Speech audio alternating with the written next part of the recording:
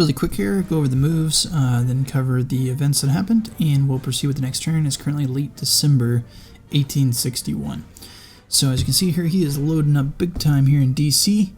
Not quite sure what's coming. I don't know if he's going to wait till spring to hit me, but it looks like there's definitely something large that's going to be coming this way.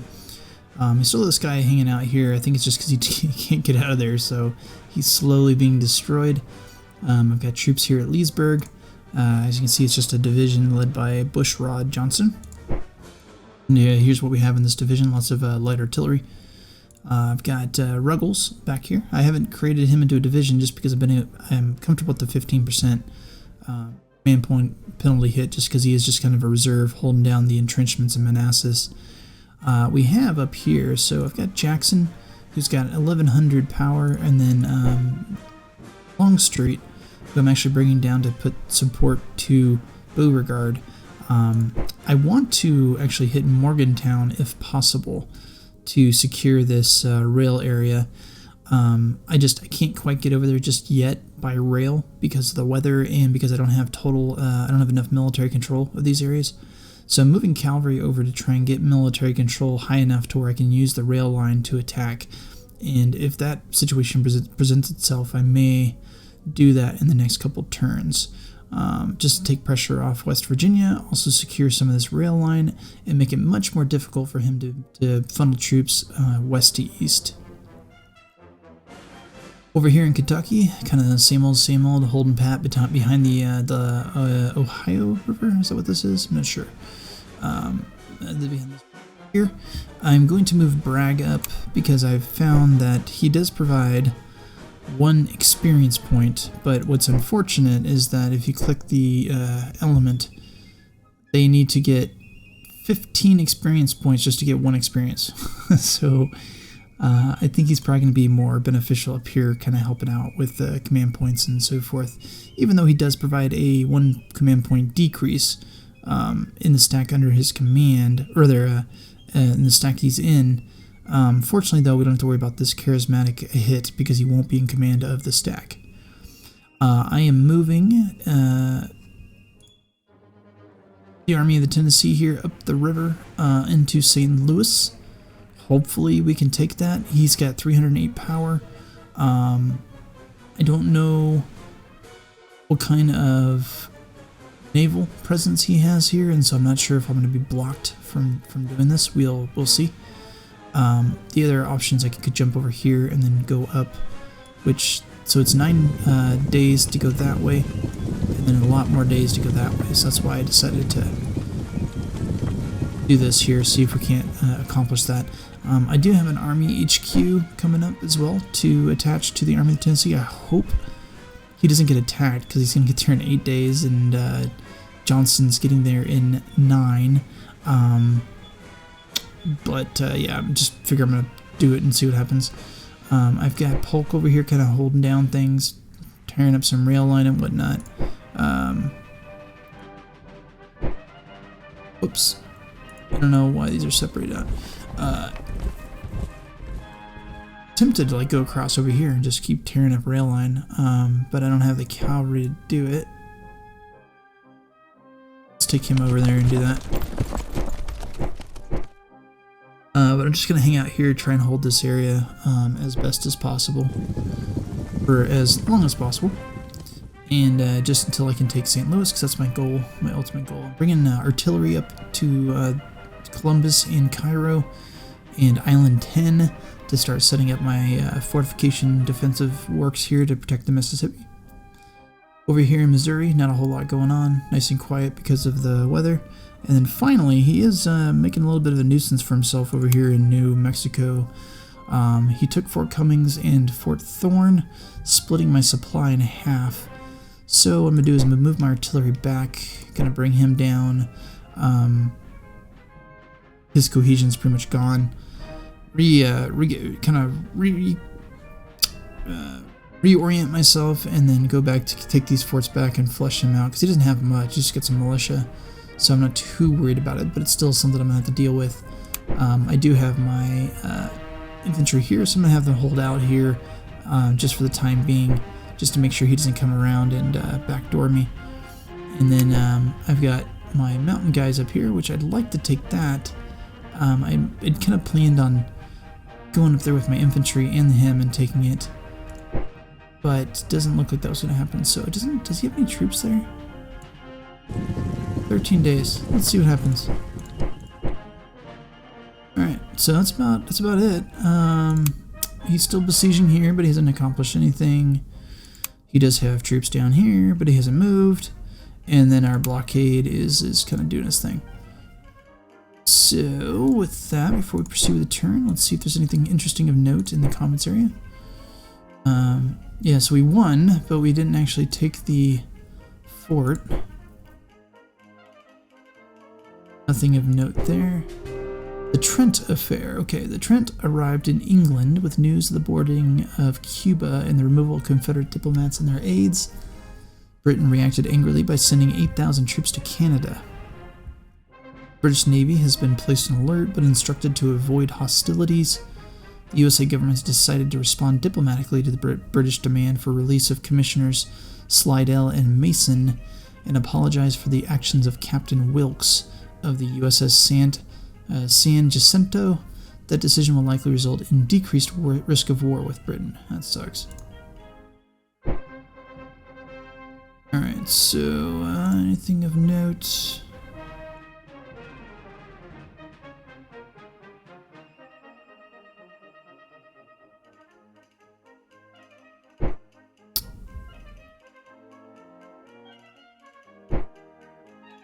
He's almost out of supplies, so we need to go get him supplies somewhere. I didn't realize he was over here.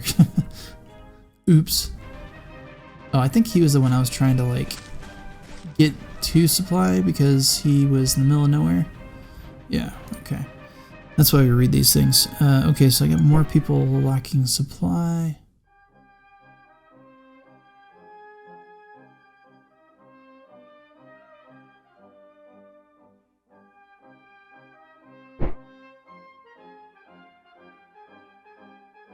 Eight. He uses 8. Alright, so he's actually gonna have to go back.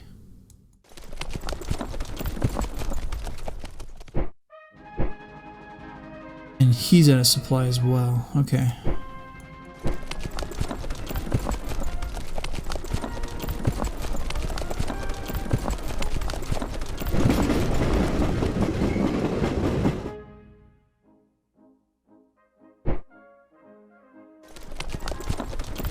This is where I really need to get to get my open up the rail line. Yep, okay.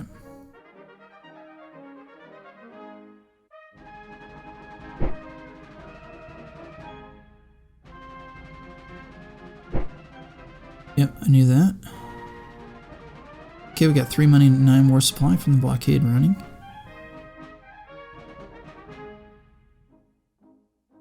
Oh, nice. We landed some hits on some cavalry. Like that.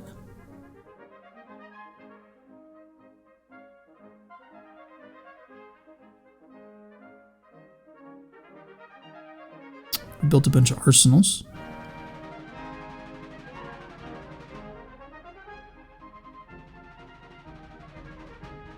Ooh, ow.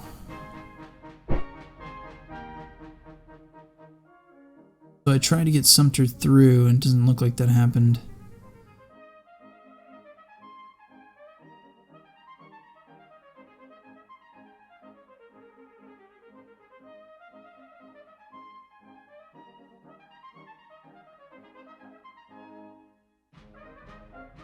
Polk can be promoted to a new rank.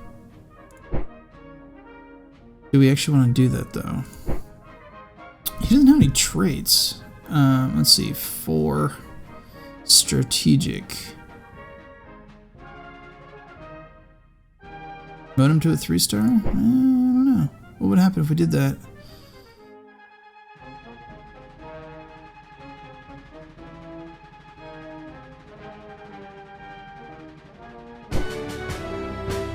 Let's just do it, see what happens.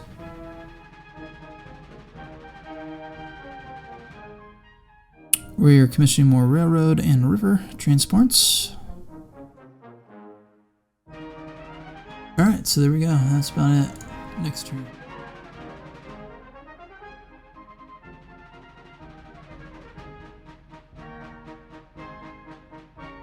So I know it appears right now we're doing well, but I think the real true test is going to be in 62 when the Union's had almost a full year to build up an army and no longer has the weather to stop it.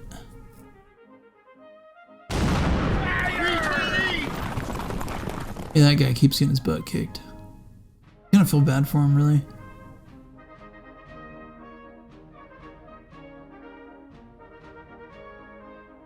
Fire!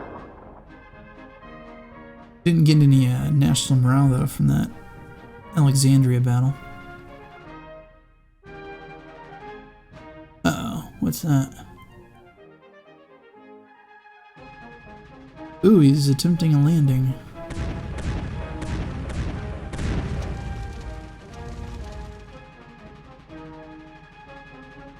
So that's the real strength on the Union side, is the ability to do that.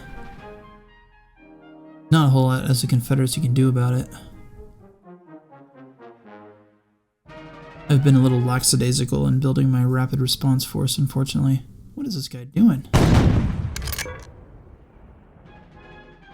Dude, he's just like marching through here. Look at that. Dude's a soldier.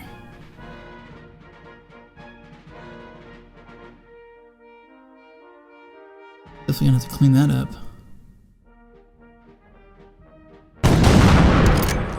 Alright, so Confederate victory, good.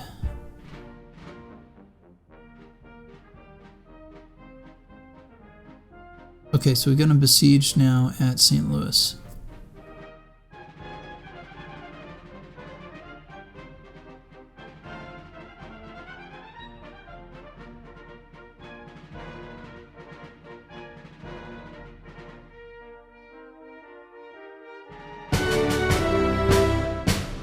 Alright, early January, I'm thinking I'm going to bring Polk down and deal with it. Because originally I took Salem thinking it was going to be my supply line into St. Louis, but I end up using the river and going the back way. So I need to make darn sure I don't lose Chester or Cairo, since this is going to be my supply route until St. Louis is taken. Interesting. Okay, well, thanks for watching, everybody, and next episode we'll continue on. Okay, just kidding. I'm actually going to do another round here before we proceed with the next video. I didn't realize how short the previous one was, so with that, let's continue on here. I will admit a couple things here from the start. First, I have not been using my demonstration cards effectively, and I will explain in a moment. And two, I did not realize that loyalty affected Fog of War, so that's kind of why we can see so far back here, because we have some loyalty going on here. And then finally, there's probably some things I would have played differently if I were playing this again. Now, with all that being in mind, I have been playing some practice games with a buddy that I met through the CW2 forums, and we are going to be doing a multiplayer game, and I think through our practice games I've learned a lot on how to play the game, so pretty excited about it. Anyways, with that being said, let's go from east to west here. As you can see, not a whole lot going on the eastern front. Granted, it's early January now, and the Union gets a boatload of generals in early January 62, plus a whole bunch of resources, so I suspect there will be a pretty significant front coming on here, perhaps next turn. I don't know. He's got 5,000 power here. I've only got 2,000. I'm trying as best I can. As you can see, these little zigzag things. A lot of this is artillery. I'm trying to bring up artillery as quick as I can to buffer my secondary line of defense here, since if Alexandria falls for whatever reason, then my fallback's Manassas. This line here from Winchester down to Falmouth, although this isn't really much of a right flank. And then my third defense is Fredericksburg, Culpeper, and Newmarket. Now, I hadn't mentioned this before, but Newmarket's pretty important because it does produce 75 supply and a recruit per level, so it's very important for us to try and hold Newmarket as long as possible. We do have a pretty strong grasp on Harper's Ferry. The reason I don't bring troops down from Harper's Ferry to Alexandria is that he can actually use this rail line pretty quickly. I believe he could actually hit me from DC to Harper's Ferry in one turn, again, one turn being 14 days.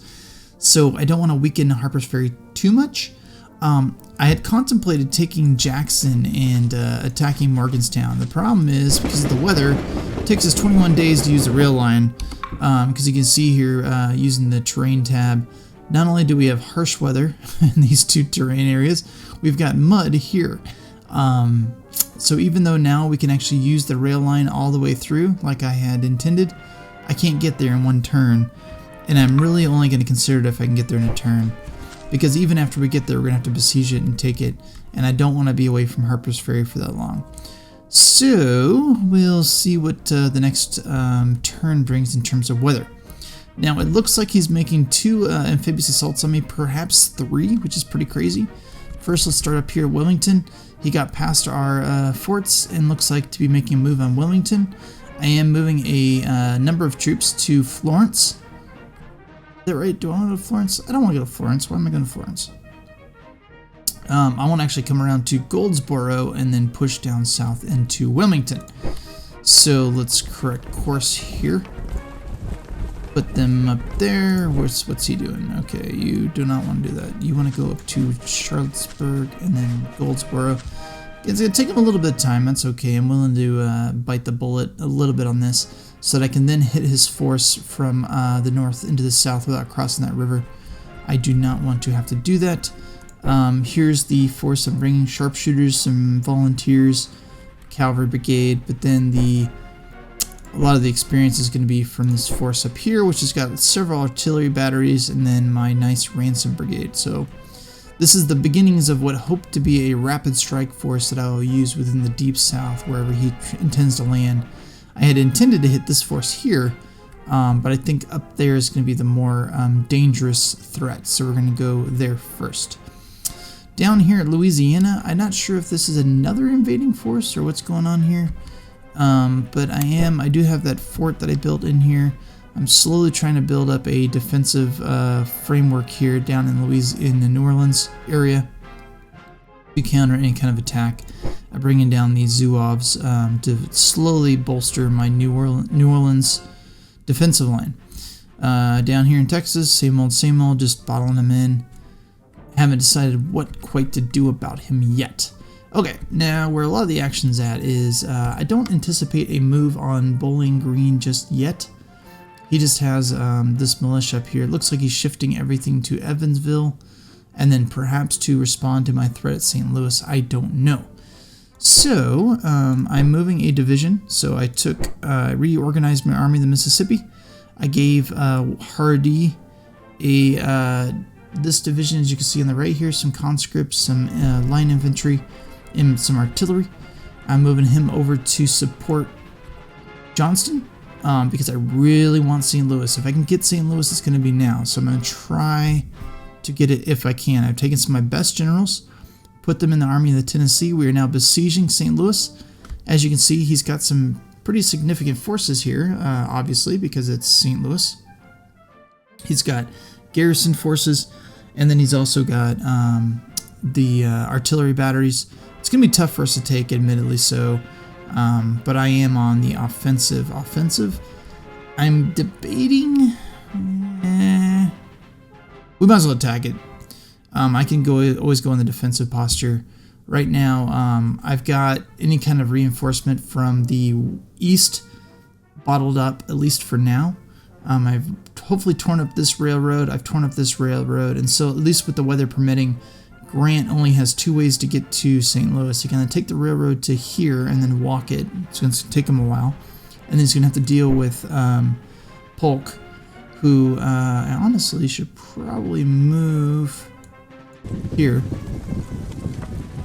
Who's going to hold the riverway, or he can take the river system here. So to counter that, I'm moving my ironclad forces in 2 directions. So I'm putting Buchanan here, and I'm moving the CSS Arkansas here. And then I'm taking this force and I'm attacking here. Primarily, the reason I'm taking the bulk of my force here is that I want to ensure that whatever supplies can get to Johnston do. And so for me, this is more important, this line of supply. Because you see we have green, so that means some supply is getting up to Johnston. And so I just want to try and keep Grant from coming over as much as possible.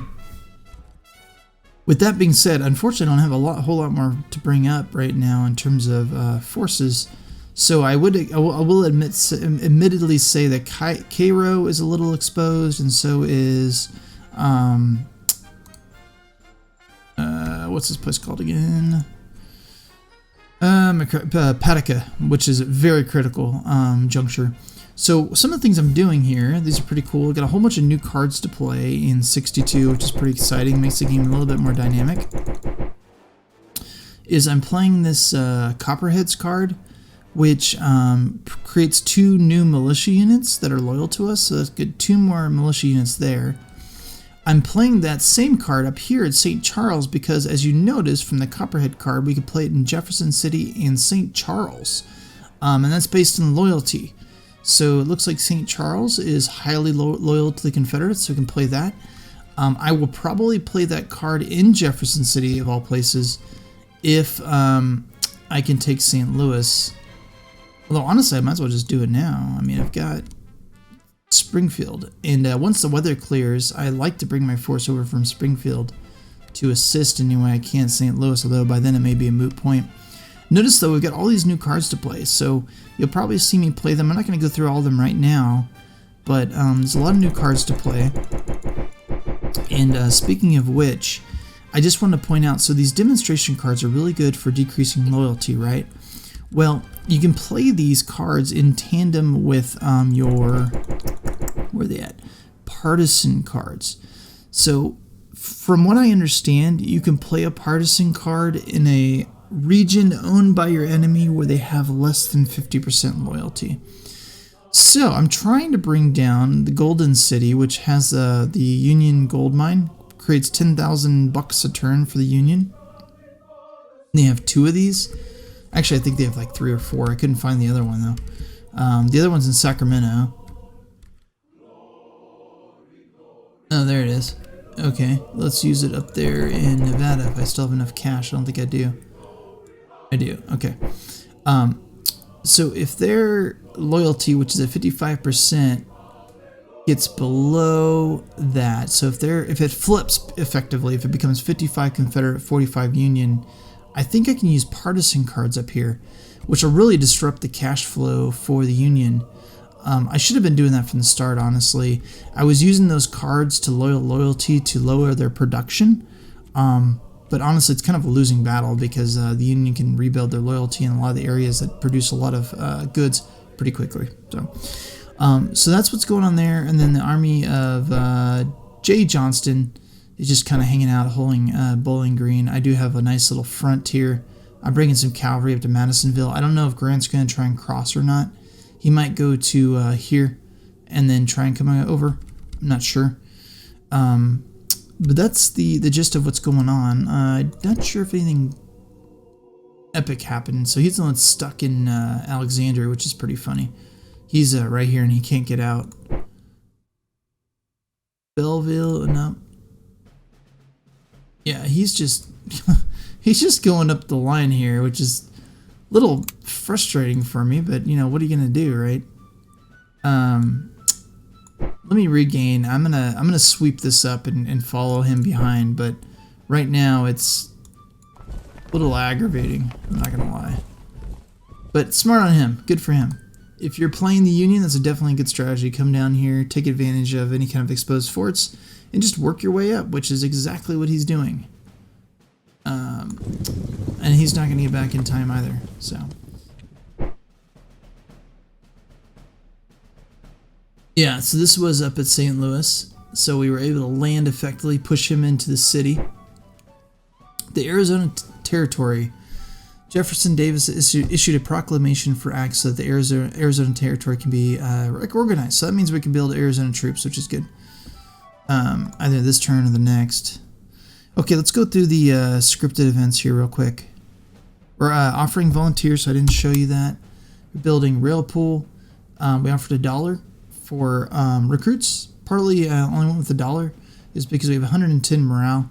So higher morale, the more likely you get conscripts.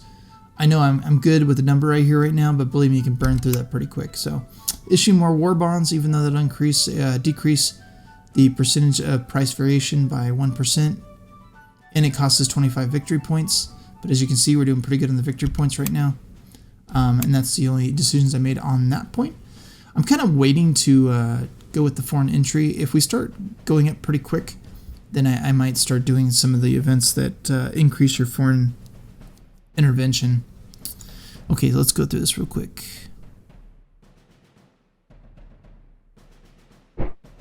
What do we receive?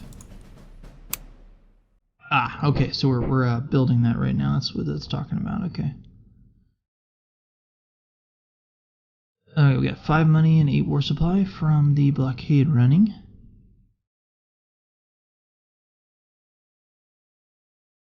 We got 1 national morale from that battle in Alexandria. Interesting. Even though the poor guy is just kind of a sitting duck. We landed 42 hits. Okay, so on that. But he still got through. Didn't do me any good.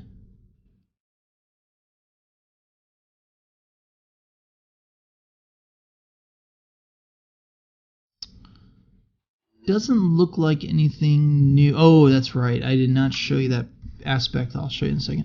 Got 50 bucks from the cotton bale smuggling. Alright, so... Ooh, Armament of Tennessee suffered 54 hits. They're the ones out of St. Louis. We got a whole bunch of new generals here. And, one of the additional thing that I learned that I should have done is when Cooper appears... He's only here for a few turns, and then as you saw from the prior video, he goes up to the War Department. Well, he has the ability to train up conscripts to line infantry if you put him in here. So even though he's like Robert E. Lee, where he has that slash through his card, if you put conscripts in Richmond, they will train them up. So I highly recommend when Cooper takes the field, like he did with Lee, bring conscripts down, get them trained up before he gets called up to the War Department. I didn't do that. I learned about that benefit after the fact, so I would recommend you do that. I am building up Marines here to contest the riverfronts. So with that, I got a boatload of generals. A lot of them are just kind of your standard guard and variety, although we did get E. Alexander. I was going to send him over to the east, the Western Front, actually, but you know what? I kind of like having him with Lee's army just because that's pretty historically accurate. So I'm not going to do that. I didn't realize it was Alexander. So let's put him with Beauregard, and then I'll put Huger on the with the Army of the Tennessee or the Army of the Mississippi. I gotta sneeze. Sorry about that. I know, like the live recording. So we just got a whole bunch of generals that don't really do a whole lot. A couple of them are decent. So I just took a lot of the 1-stars and put them in my variety of stacks that don't have generals currently. So what you'll see next turn is a bunch of these stacks actually have generals. I'm saving my 2-star to kind of figure out where I need them. Because if you've gathered from this game, at least early on, it's hard to find lieutenant and major generals. Or rather, major and lieutenant generals. They're hard to come by, so...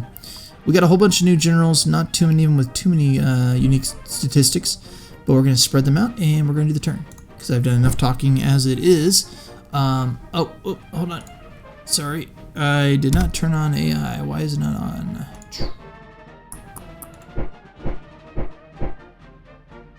Activate AI. I'm not sure why it's telling me that. Must have been screwing around or something. I don't know. Oh, and that's right. So someone was telling me if we make it slower for the AI, apparently it makes it harder. So we're going to do that as well, because why not go all in?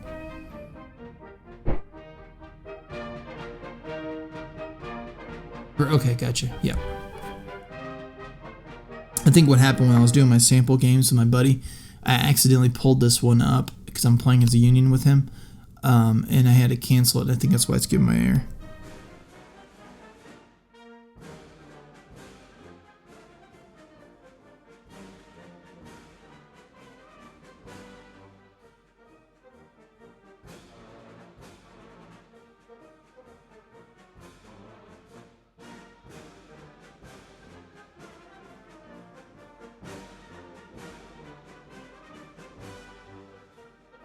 What doth thou desire to do?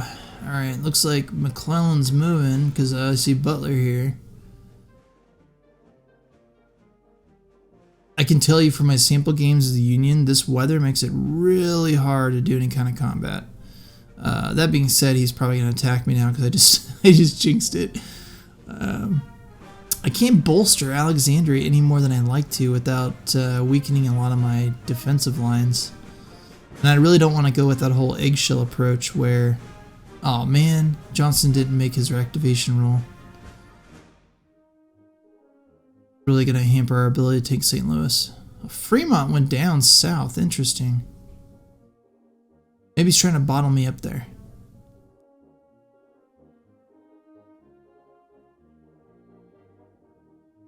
So this is a really good strategy, by the way, if you're playing as a Union. 4 or more naval elements can create a 90+% chance of preventing the land army from crossing. It also can bottle up supply, so he's got naval units on the river right now. What that might be doing is decreasing the amount of supply that the Army of the Tennessee is receiving at St. Louis. It's also a good way to keep the Confederates from crossing the Potomac into D.C. if you lose Alexandria. Okay, so he's on the move. I don't even know where that attack happened. What's going on there? Oh, that's right. Okay, so that is South Carolina. That's where he's at. Okay, so we got a Confederate victory there. I don't know what that means, though.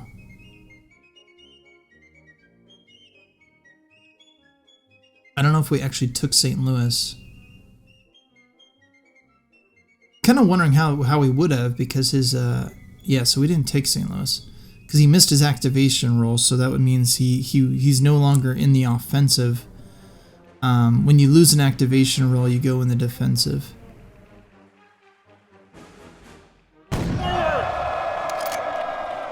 Okay, we won the Battle of Belleville, even though we lost like everybody. I don't know how that's even possible. 1, how we lose almost everybody, and 2, how we actually win the battle, but okay.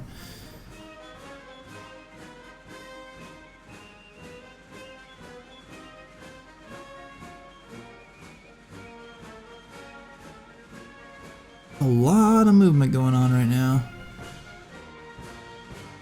I gotta take St. Louis quick though before he has a chance to consolidate his forces and hit me.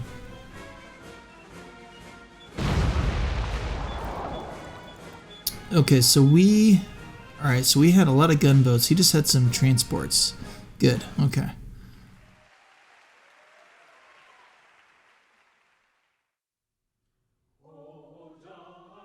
I can see there was troops, or there's boats inside of there. I just couldn't tell whether they were ironclads or not. My concern was he was going to bottle up my supply up at St. Louis. I'm trying to keep that open as long as possible. Okay, so Grant is coming over by rail, so it's a good thing we kept Polk over there. It was tempting to use Polk to support Johnston in tanking St. Louis. But now I'm glad I did not do that.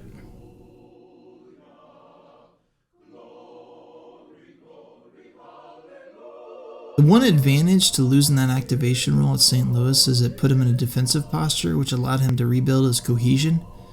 So now he's going to be totally up and ready to go. See, 806, and that's even with a little bit of cohesion hit. Plus Hardy should be there to help him out as well. So I should be able to go on the full-on offensive to take St. Louis this next turn. So before I take a break here, let's look at the map. Okay, so there's Grant. Here's Polk. Gonna have to cross that river, which we've got, you know, a little bit of fortification and perhaps even more once he comes across. Good. Okay. So I think this is going to be a pretty important move. The question is going to be, can we take? Look at that, Army of Tennessee's right there. I think the question is going to be, can we take St. Louis this turn? If we can take St. Louis this turn, we're going to be in really good shape for 1862. So, okay, let me take a break and I'll be back.